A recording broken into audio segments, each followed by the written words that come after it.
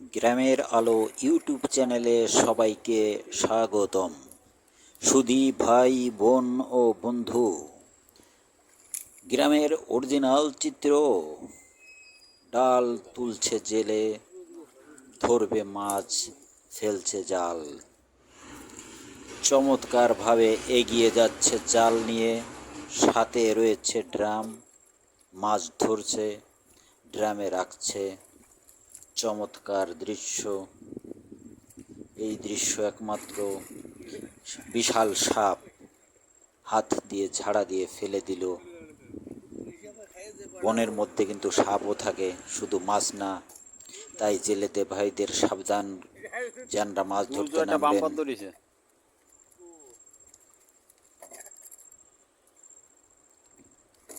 তারা কিন্তু সাপ না মাছ দেখে নেবেন।